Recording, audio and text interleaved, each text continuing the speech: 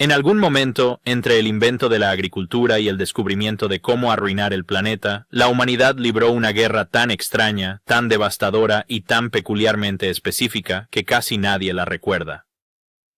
Y por nadie me refiero a toda la historia registrada, porque esto ocurrió en la prehistoria. No había reyes, ni imperios, solo tribus, la tierra y una tasa de mortalidad asombrosamente alta si tenías la mala fortuna de nacer hombre. Los arqueólogos seguían encontrando el mismo patrón espeluznante, antiguas fosas comunes donde casi todos los enterrados eran hombres adultos. Cuchillas, lanzas y cráneos destrozados. Sin señales de enfermedad ni grandes eventos climáticos, solo muchos hombres violentamente muertos.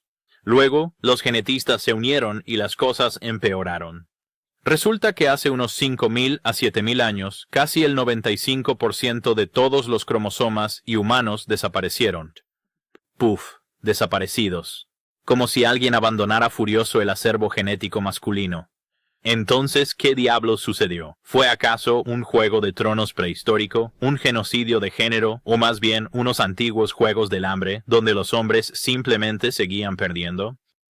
Sí, hablemos de eso.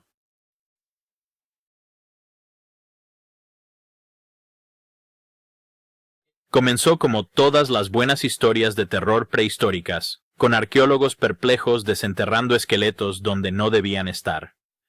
A inicios de los 2000, los investigadores que excavaban antiguas tumbas en Europa notaron algo raro.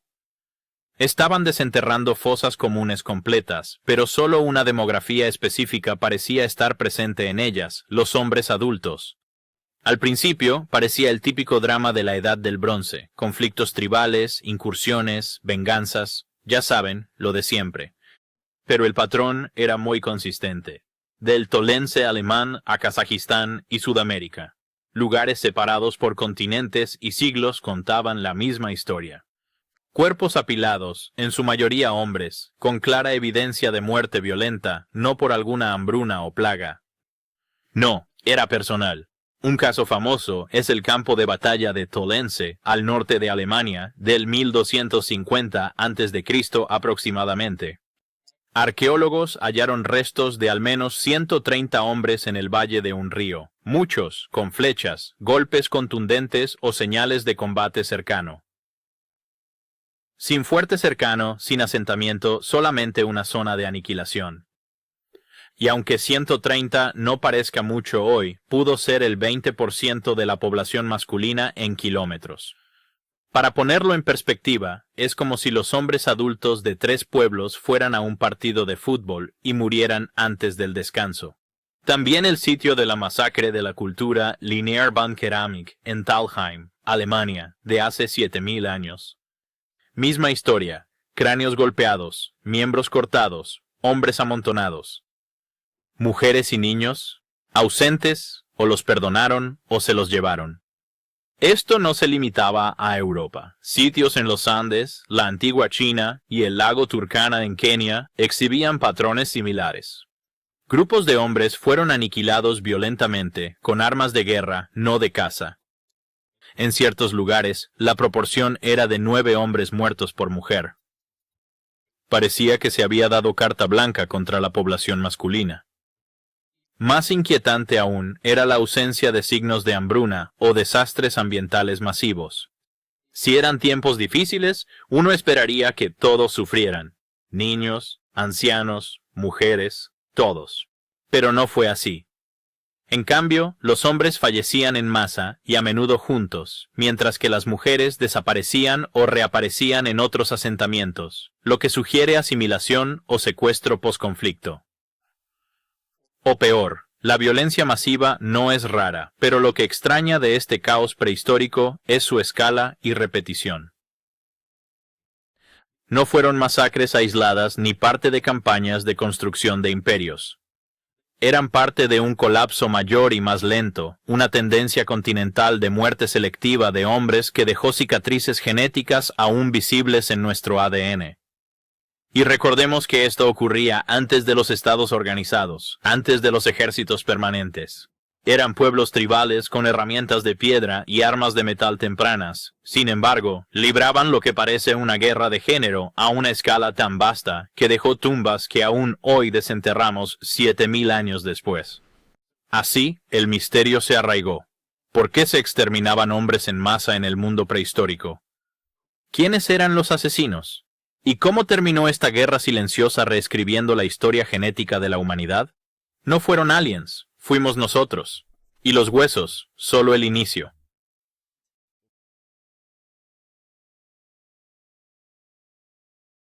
Los huesos no mienten, no pueden. Quizá por eso son tan buenos contando historias que preferiríamos no creer. Y en lo que respecta a esta purga masculina prehistórica, los esqueletos que quedaron básicamente gritan, sí, fue violento. Y sí, fue algo deliberado. Hablemos ahora de la evidencia forense, porque si esto se tratase de la escena de un crimen, y de algún modo lo es, está colmado de pistas. En docenas de yacimientos arqueológicos, los científicos siguen encontrando traumas similares, heridas por objetos cortantes de cuchillas o flechas, traumatismos craneales por golpes con garrotes o hachas de piedra, y, en algunos casos, signos de violencia tipo ejecución como golpes en la nuca. No fue un accidente de caza cualquiera.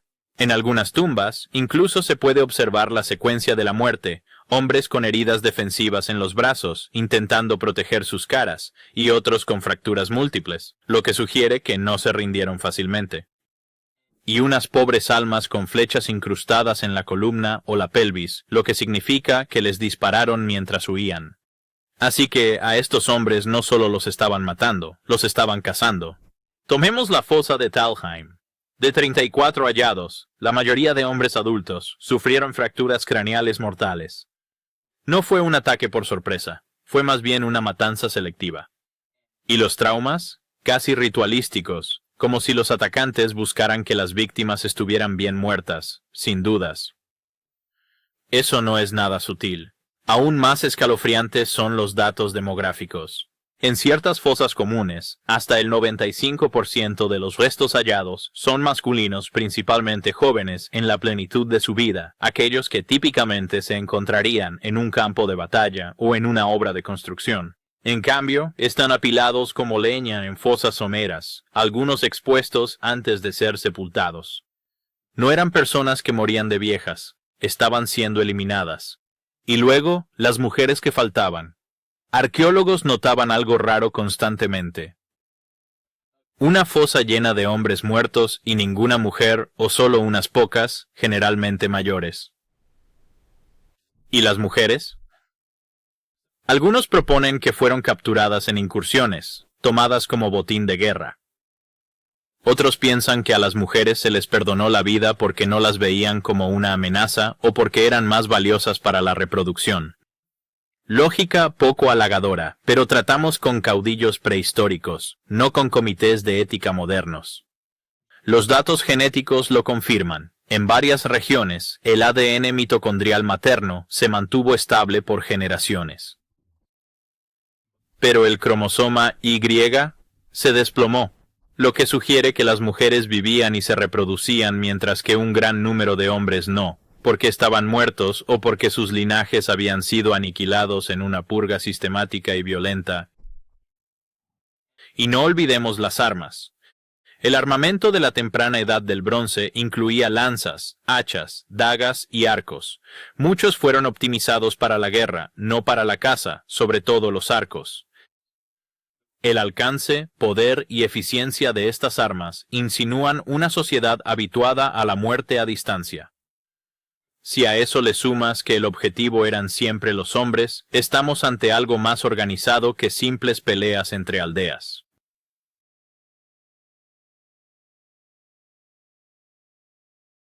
Bien, tenemos las fosas comunes, tenemos los huesos, tenemos las armas homicidas. Entonces, la pregunta es, ¿quién mataba tanto y por qué la humanidad prehistórica trataba a los hombres como oferta limitada? Empecemos por la propia sociedad, porque hace 7000 años las cosas estaban cambiando muy rápido. Los humanos pasaban de ser cazadores y recolectores nómadas a tener asentamientos permanentes, gracias a la mágica invención que cambió el mundo, la agricultura. Y tan pronto como la gente empezó a dedicarse a la agricultura, comenzaron a acaparar alimentos, tierras, herramientas, ganado y, sorpresa, acaparar conduce al conflicto. De repente, ya no era solo sobrevivir al invierno. Era defender lo propio. Y cuando la defensa de la propiedad se vuelve clave, también lo es atacar para quitarle a otro lo suyo. Y es ahí, amigos míos, cuando la guerra se profesionaliza. Pero la cuestión es que no eran simples vecinos peleándose por cabras. La estructura social emergente era muy marcada por género. Los hombres solían ser los cazadores, los guerreros y los defensores. Las mujeres se dedicaban más a la crianza de los hijos, la recolección o la gestión del hogar, en este nuevo mundo agrícola. Eso significaba que cuando estallaban las tensiones, ya fuera entre tribus o dentro de ellas, a los que enviaban a luchar era a los hombres. Volvamos a pensar en el campo de batalla de Tollense. Hablamos de cientos de jóvenes, de distintas procedencias genéticas, que se encontraron en un solo lugar para aniquilarse con bronce y piedra. Eso no es una pelea de bar espontánea, es más bien un enfrentamiento militar organizado. Para finales de la Edad del Bronce, eso es prácticamente una guerra, y los estudios genéticos del lugar lo confirman. No se trataba solo de una tribu defendiendo su territorio. El ADN indica que los guerreros venían del norte y centro de Europa. Es como la versión prehistórica de un reclutamiento regional. Alguien dio la señal y los hombres acudieron, lo que implica que había líderes, mandos y sistemas. Solo eso ya cambia la narrativa de violencia ocasional a algo más parecido a una guerra estatal temprana. Pero no toda fosa común luce como un campo de batalla. Algunas parecen escenas de crímenes, por ejemplo, el sitio de Schöneck-Kilianstätten en Alemania. Más de 20 esqueletos, muchos con heridas mortales en la cabeza, enterrados caóticamente.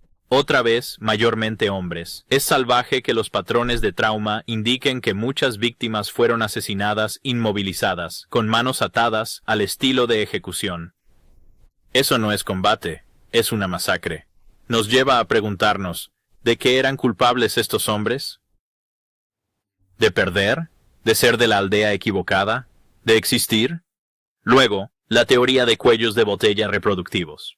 En estas sociedades primitivas, al emerger jerarquías, surgió la desigualdad, especialmente entre hombres. Los hombres de élite no solo podían acaparar alimento y tierras, sino también parejas. En algunas culturas, hombres poderosos tenían múltiples esposas o concubinas, mientras que hombres de menor estatus no tenían nada, generando muchos jóvenes sin futuro, sin poder ni nada que perder. ¿Saben en qué desemboca eso? En bandas de guerra, grupos de asalto, hombres furiosos y excluidos, armados hasta los dientes y con un profundo complejo de inferioridad. Como Mad Max, pero con más cabras y menos B8. Entonces, ¿quién luchaba contra quién? A veces eran asaltantes tribales contra asentamientos pacíficos. Otras veces, eran protoestados chocando por el dominio y, ocasionalmente, purgas internas con élites eliminando rivales masculinos para asegurar sus propias dinastías. Érase una vez, los humanos eran bastante tranquilos, vivían en pequeños grupos itinerantes, compartían sus recursos y rara vez se involucraban en luchas de ego. Todos cooperaban, y si alguien se volvía muy autoritario, se reían de él, o no lo invitaban a la próxima caza de mamuts. Pero entonces llegó la agricultura, y la agricultura lo arruina todo. Cuando la gente se asentó y cultivó, el modelo igualitario se derrumbó antes de decir revolución neolítica. Porque con los cultivos llegó la propiedad, con la propiedad adyacente vino la riqueza, y de la mano de la riqueza, por supuesto, surgió el poder. Y con el poder, vaya, ahí llega el patriarcado armado con palos afilados y una repentina obsesión por el linaje. Las sociedades agrarias no solo inventaron el arado, sino que crearon la desigualdad. En vez de la supervivencia común, la vida giró alrededor de la tierra, el excedente y la herencia. Ya saben, las reglas clásicas del Monopoly, solo que en lugar de hoteles de plástico eran campos de cebada y un hacha afilada. Y si se cuestionan qué relación guarda esto con la muerte masiva de hombres, pues, absolutamente todo.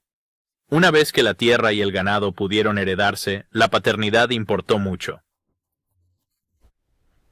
¿Y quién puede reproducirse? Eso se vuelve político. Los hombres con tierra ejercían poder, no solo sobre cosechas, sino sobre personas. Acumulaban parejas, concertaban bodas, y sus hijos obtenían las mejores tierras, mientras los rivales la peor parte.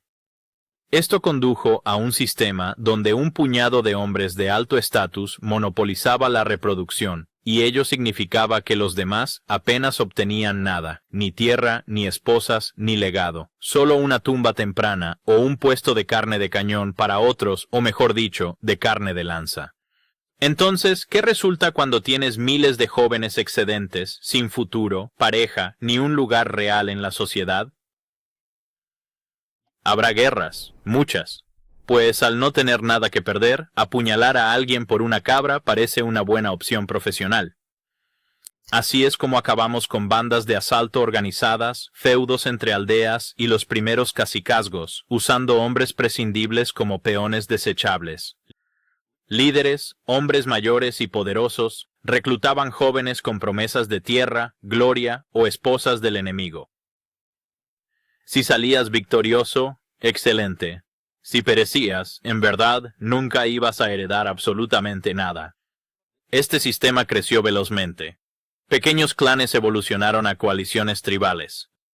Las tribus mutaron en reinos tempranos, y cada avance los hizo más aptos para la guerra. Los fuertes sobrevivieron, los estrategas prosperaron, y los desafortunados llenaron las tumbas que seguimos excavando. ¿Y qué hay de las mujeres? No estaban seguras, mas fueron preservadas. A las mujeres a menudo se les perdonaba la vida en estos conflictos, no por amabilidad, sino porque eran valiosas para reconstruir la población y los linajes. En ciertas sociedades, mujeres cautivas eran integradas al grupo vencedor. Estudios genéticos lo confirman. Linajes masculinos se purgaron, femeninos se mantuvieron estables. Las mujeres sobrevivían por ser parte del botín. Esto también fomentó los roles de género. Mientras los hombres perecían en combate o contendían en política tribal, las mujeres, como cohesivo social, manejaban comida, medicina, niños y saberes domésticos, lo cual, irónicamente, estabilizó sociedades permitiendo a más hombres perecer en la incursión siguiente. Y aquí lo tenemos, la culminación de la prehistoria, la última y definitiva palabra que sella el fin de un ciclo. Hace entre 5.000 y 7.000 años, algo bastante inusual y muy particular le sucedió al genoma humano. La diversidad de cromosomas y colapsó y no fue un poco. Hablamos de un desplome genético. Estudios indican que hasta el 95% de linajes masculinos se extinguieron del acervo genético en un abrir y cerrar de ojos evolutivo. Reflexionen sobre ello. Casi todos los linajes de cromosomas y que existían durante el Neolítico simplemente desaparecieron como una mala serie cancelada a media temporada. Aclaremos, no fue extinción total, la humanidad sobrevivió. Pero el lado masculino del árbol genealógico fue podado a fondo, como si solo quedara una rama. Entonces, ¿qué pudo causar algo así? Bueno, los sospechosos habituales son guerra, enfermedad, hambruna. Pero los alienígenas están descartados. Y aquí lo notable, el ADN mitocondrial de la madre no se desplomó. Se mantuvo relativamente estable durante el mismo periodo, así que las mujeres seguían reproduciéndose mucho. Mientras tanto, los hombres estaban desapareciendo. Eso deja pocas opciones. O a todas las mujeres de repente les empezaron a gustar unos pocos hombres, lo cual es improbable, o hubo un evento masivo y prolongado que aniquiló a la mayoría de los linajes masculinos, dejando intactos los femeninos. Alerta de spoiler, fue la guerra. Y no cualquier guerra, sino una guerra reproductiva, sistémica y selectiva. Aquí entra el concepto de dominancia patrilineal de élite. La idea es que las primeras sociedades jerárquicas, tribus, protorreinos o similares, eran regidas por grupos reducidos de hombres influyentes, quienes controlaban tierra, recursos y la reproducción. Estos hombres tenían harenes, múltiples esposas, concubinas o la primera opción del acervo genético.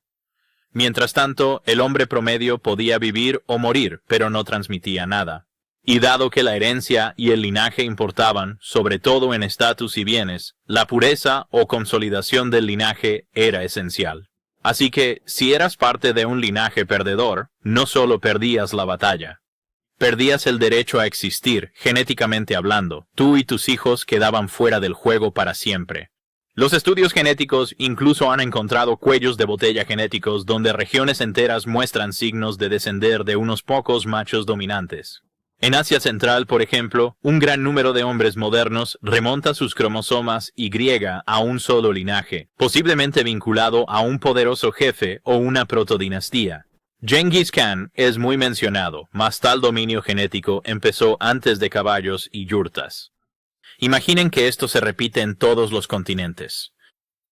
Un grupo de hombres de élite surge, elimina o subyuga a sus rivales, monopoliza el acceso reproductivo y, en pocas generaciones, los otros linajes masculinos se extinguen. Multiplicando esto por miles de años, el árbol genealógico de repente parece más un palo. Mientras tanto, las mujeres, no vistas como rivales, a menudo eran perdonadas y seguían transmitiendo su ADN mitocondrial. Es una forma de matemática demográfica brutal, pero encaja perfectamente. Para que quede claro, no fue una conspiración global para asesinar hombres. Fue más el efecto secundario de la formación estatal y la ambición humana. Las sociedades se expandían, el poder se estaba concentrando, y en este proceso, la evolución eligió un bando con una lanza muy afilada. El cuello de botella del cromosoma, y es la prueba clave, el eco genético de un tiempo prehistórico donde ser hombre era casi un suicidio estadístico. Incluso si sobrevivías, que tu ADN perdurara, era muy difícil, salvo que fueras afortunado, cruel, o nacieras en el lugar indicado.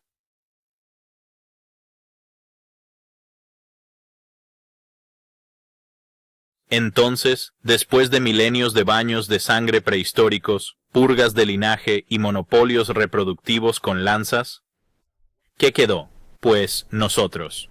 Los humanos actuales descendemos de quienes sobrevivieron a un apocalipsis mudo que nadie recuerda, pero que todos llevan en su ADN. Seamos claros, esta guerra prehistórica contra los hombres no terminó con un tratado o una conferencia de paz. Terminó porque el nuevo sistema funcionaba, al menos para los ganadores. Las sociedades que concentraban el poder en linajes masculinos de élite y usaban la violencia para mantenerlo, se volvieron asombrosamente buenas para sobrevivir. La agricultura evitaba el hambre. La autoridad centralizada mantenía a la gente a raya, ¿y los de arriba? Ellos seguían legando tierras, armas y su material genético, su ADN. Surgió un mundo de jerarquías rígidas, jefes tribales se volvieron reyes, alianzas mutaron en estados, y el patriarcado se fijó cual actualización de software irreversible. Tales estructuras iniciales, cimentadas en violencia y desigualdad, sentaron las bases para las civilizaciones actuales. La antigua Sumeria, Egipto, el Valle del Indo, cada una surgió de las cenizas de ese cuello de botella neolítico con estructuras de poder claras, control territorial y sí, una lista muy específica de hombres a los que se les permitía reproducirse. Mientras, las mujeres mantenían todo en marcha. Mientras los hombres se mataban por propiedades y estatus, las mujeres criaban a los hijos, cultivaban los campos y cohesionaban las comunidades. En muchos casos también eran intercambiadas entre grupos como moneda diplomática usadas para forjar alianzas o consolidar el poder. Aunque no sea lo ideal, explica cómo el ADN mitocondrial conservó su diversidad, ya que las mujeres, rara vez instigadoras de conflictos, eran casi siempre esenciales para la reconstrucción. Este orden no solo afectó la reproducción, redefinió nuestras narrativas. Los mitos de las primeras civilizaciones a menudo están llenos de ecos de esta antigua mortandad. Piensa en el desfile interminable de dioses guerreros, reyes divinos y linajes elegidos. ¿El Antiguo Testamento? Obsesionado con la genealogía, las epopeyas antiguas tratan casi exclusivamente de guerreros, matándose por honor mujeres o ganado. La noción de pueblo elegido, o el derecho divino de los reyes, tiene aún más sentido cuando te percatas de que, en un punto dado, casi cada hombre actual desciende de tan solo un puñado de linajes victoriosos. No es una metáfora, son matemáticas. Y esos mitos no surgieron de la nada. Probablemente son recuerdos distorsionados y de segunda mano de eventos prehistóricos reales, guerras tribales, purgas y un colapso reproductivo que solo dejó en pie a ciertos linajes. Es un trauma histórico que se ha transmitido como cuentos de cuna. Pero lo impactante es que la mayoría no sabe que esto pasó porque es previo a la escritura, imperios y herramientas metálicas. No hay monumentos a esta guerra. Ningún arte rupestre muestra incursiones con lanzas en tribus vecinas. Solo huesos, genética y una lenta realización en la comunidad científica de que algo verdaderamente masivo y con enfoque de género forjó la historia humana antes de que ésta siquiera comenzara. Entonces, ¿qué implica esto para nosotros? Nuestras sociedades se erigieron sobre las cenizas del colapso masculino prehistórico.